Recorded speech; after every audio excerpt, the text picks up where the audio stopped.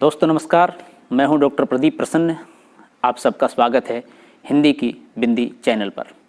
हिंदी भाषा, हिंदी व्याकरण, हिंदी साहित्य से संबंधित तमाम तरह के तथ्यात्मक टॉपिकों की जानकारी हम इस चैनल के माध्यम से देते हैं।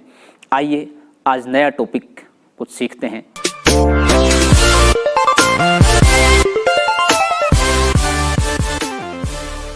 आज की वीडियो हम बना रहे हैं समास को लेकर के। विशेष रूप से समास के अंदर हम समास की परिभाषा, अर्थ, उसके प्रकार आदि के बारे में तो संक्षिप्त में चर्चा करेंगे, लेकिन इस वीडियो के अंदर समास पहचानने की ट्रिक, ये महत्वपूर्ण बात रहेगी। अर्थात आप किसी भी समास को कैसे पहचानें ताकि आपको किसी प्रकार की दुविधा परीक्षा वगैरह में न हो। समास से संबंधित अनेक सवाल परीक्षाओं में पूछे जाते हैं, तो उसी चीज़ को ध्यान में रखते हुए हम ये वीडियो बना रहे हैं। यदि आप पहली बार चैनल पर आए हैं तो उसे सब्सक्राइब जरूर करें और वीडियो को अंत तक देखें। निश्चित रूप से समास आप अच्छे से समझ जाएंगे इस वीडियो को देखने के बाद, और समास में जल्दी से कोई गलती नहीं करेंगे यदि इस ट्रिक को आप समझ गए तो। समास दो अथवा दो से अधिक शब्दों से मिलकर बने हुए नए सार्थक शब्द को समास कहा जाता है। ये समास की परिभाषा हो गई। समास का शाब्दिक अर्थ है संक्षेप। समास प्रक्रिया में शब्दों का संक्षिप्तीकरण किया जाता है, अर्थात समास, संधि, उपसर्ग, प्रत्यय ये नए शब्दों को बनाने के लिए प्रयोग में किए जाने वाले व्याकरण के तत्व हैं, काव्य के अंग हैं। समास के भेद। समास के 6 भेद होते हैं: अवयवी भाव समास, तत्पुरुष समास, कर्मधारय समास, द्विगु समास, द्वंद्व समास, बहुव्रीहि समास। पहला है अवयवी भाव समास। जिस समास का पहला पद प्रधान हो और वह अव्यय हो उसे अवयवी भाव समास कहते हैं। अव्यय का मतलब है जो खर्च न हो सके। पहला पद प्रधान है। अब ट्रिक यानी कि पहचान क्या है, ये महत्वपूर्ण बात है। ट्रिक ये है कि पहला पद छोटा होता है, कम अर्थवान होता है। दूसरा पद बड़ा होगा, ज़्यादा अर्थ वाला होगा। और तीसरी बात, प्रति, यथा, हर, नि, आ, से जैसे अव्यय शब्द का प्रयोग जरूर होगा। इन शब्दों का या इनसे कुछ अलग शब्दों का जो अव्यय शब्द होंगे। अब इसे आप पहचानिए, बहुत आसान रह जाएगा। प्रतिदिन, प्रत्येक दिन या हर दिन। अब देखिए इसमें पहला पद छोटा है।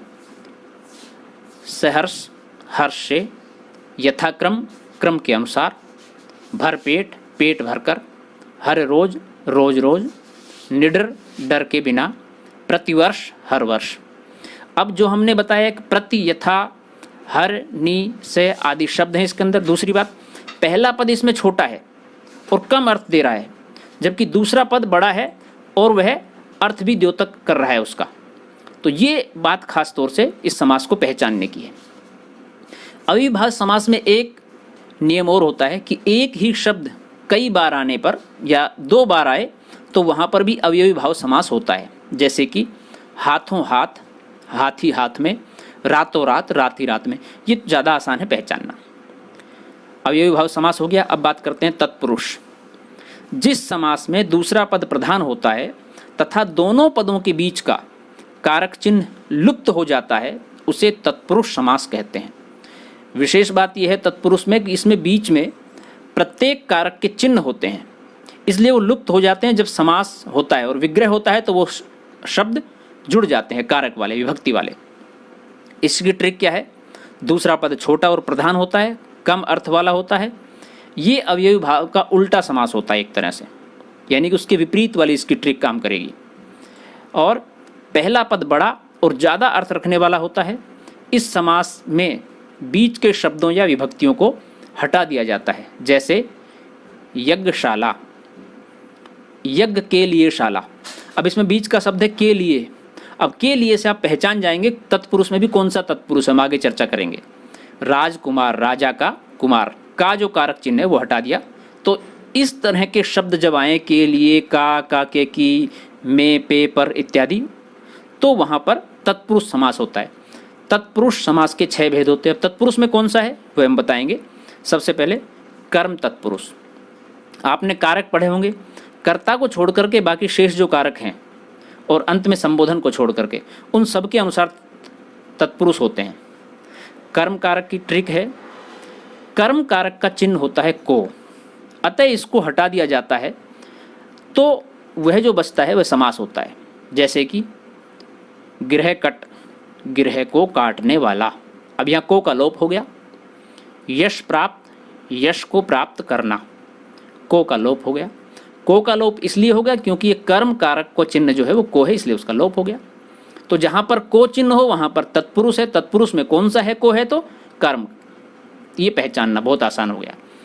अगला है कर्ण तत्पुरुष। इसकी ट्रिक है, कर्ण कारक का चिन्ह होता है से, के द्वारा, के साथ, की सहायता से भी होता है, इस तरह से। अतः इन कारक चिन्हों को हटा दिया जाता है। जैसे कि मन चाहा, मन से चाहा, से के द्वारा का लोप हो गया। अकाल पीड़ित, अकाल के द्वारा पीड़ित, के द्वारा का लोप हो गया। तो देखिए कितना आसान है। अगला है संप्रदान तत्पुरुष। इसकी ट्रिक है, संप्रदान कारक का चिन्ह होता है के लिए, अतः के लिए को हटा दिया जाता है। जैसे रसोई घर, रसोई के लिए, घर के लिए का लोप हो गया, के लिए का लोप हो गया। हथकड़ी, हाथ के लिए कड़ी, के लिए का लोप हो गया क्योंकि इसका कारक चिन्ह है के लिए, तो उसका लोप हो जाता है। अगला है अपादान तत्पुरुष। अपादान कारक का चिन्ह होता है से। इसमें से जो अलग होने के अर्थ में है, अन्यथा से उससे पूर्व में भी, कर्ण में भी आता है, हाँ, तो उसका ध्यान रखना है। तो अपादान कारक का चिन्ह है से, यानी कि अलग होने के अर्थ में। से को हटा दिया जाता है। जैसे कि देश निकाला, देश से निकाला, से का लोप हो गया। दयाहीन, दया से हीन, से का लोप हो गया। अगला है संबंध तत्पुरुष। इसकी ट्रिक है, संबंध कारक का चिन्ह होता है का, के, की, रा, रे, री, और संबंध का अर्थ होता है छिपा रहता है, अतः इनको हटा दिया जाता है। जैसे राजपुत्री, राजा की पुत्री, की का लोप हो गया। गंगा जल, गंगा का जल का लोप हो गया। हाँ, अब इसमें एक बात और देखिए कि गंगा का जल, अब इसमें देखिए संबंध है। अगर मान लीजिए पहले वाली ट्रिक से आपको अर्थ या कहने का मतलब समझ में नहीं आ रहा है, तो गंगा का जल, किसका जल, संबंध छिपा हुआ है गंगा का। पुत्री, किसकी पुत्री, राजा की। तो ये जो संबंध होता है, इससे आधार पर भी आप पहचान सकते हैं कौन सा समास है। तो इसमें संबंध तत्पुरुष है। अधिकरण तत्पुरुष। ट्रिक, अधिकरण कारक का चिन्ह होता है में, पे, पर, अतः इनको हटा दिया जाता है। जैसे कि प्रेम मग्न, प्रेम में मग्न, में का लोप हो गया। नगरवास, नगर में वास, में का लोप हो गया।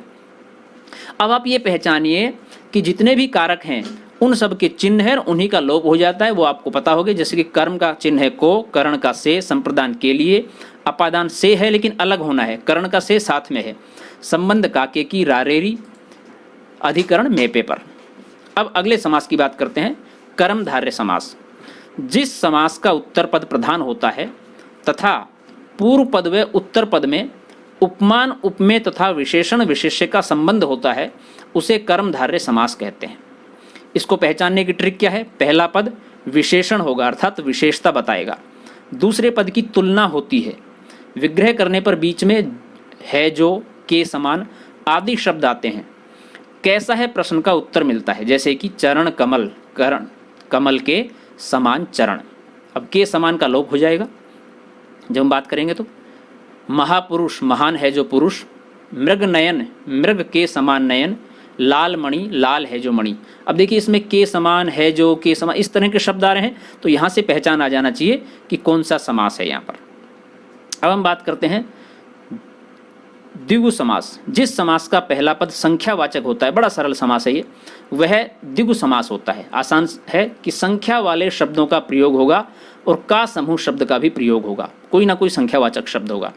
उदाहरण, चौराहा, 4 राहों का समूह, त्रिकोण, 3 कोणों का समूह, तिरंगा, 3 रंगों का समूह। बहुत आसान है, इस तरह से आप पहचान सकते हैं। अगला समास है द्वंद्व समास। जिस समास के दोनों पद प्रधान होते हैं तथा विग्रह करने पर और, अथवा, या, एवं आदि मध्य में लगे होते हैं, वह द्वंद्व समास कहलाता है।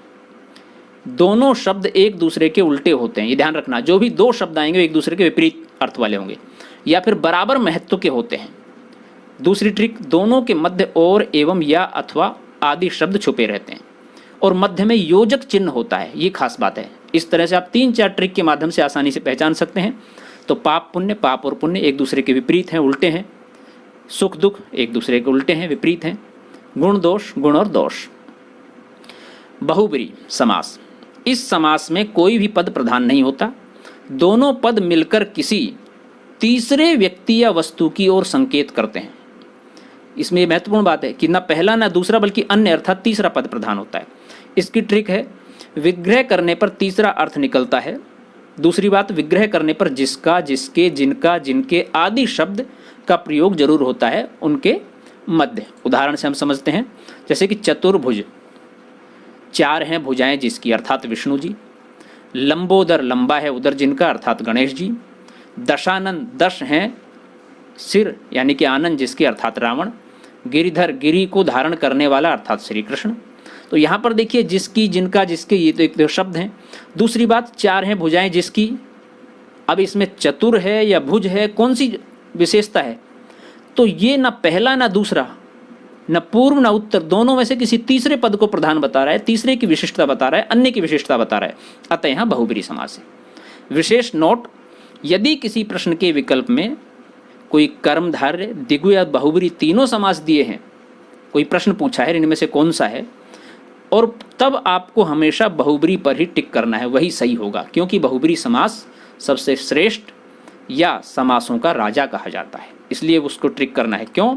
जैसे कि आप इसको उदाहरण समझिए, जैसे कि नीलकंठ। अब नीलकंठ में नियम के अनुसार कर्मधारय समास है, लेकिन यदि ऑप्शन में, विकल्प में बहुब्री भी दे रखा है, कर्मधारय भी दे रखा है, तो आपको कर्मधारय की बजाय बहुब्री लगाना है, क्योंकि वह भी है, वह प्रमुख है। दूसरा, पंचतंत्र। अब इसके अंदर देखिए द्विगु समास भी है और बहुब्री समास भी है, लेकिन आपको ध्यान रखना है कि बहुब्री ही लगाना है। तो मित्रों, ये थी आज की वीडियो। हमें आशा है आपको पसंद आई होगी और आपके लिए लाभप्रद रही होगी। और वीडियो आपने पूरी देखी, इसके लिए बहुत बहुत शुक्रिया। आपको यदि वीडियो अच्छी लगी तो इसे लाइक करें, शेयर करें और कमेंट्स के माध्यम से हमें ज़रूर बताएं कि आपको कैसी लगी वीडियो। और कोई फिर भी अगर सवाल हो, कोई समस्या हो तो पूछ सकते हैं कमेंट्स के माध्यम से। और यदि पहली बार हमारे चैनल पर आए हैं तो उसे सब्सक्राइब जरूर करें, बेल आइकन को जरूर दबाएँ ताकि कोई वीडियो आप मिस न कर पाएँ। हम बहुत जल्दी दूसरी वीडियो के साथ फिर मिलते हैं। अन्य किसी टॉपिक की ट्रिक जरूर बताएंगे, हम सभी टॉपिकों की ट्रिक बताएंगे। आप हमारे चैनल पर यात्रा करते रहें। शुक्रिया, नमस्कार।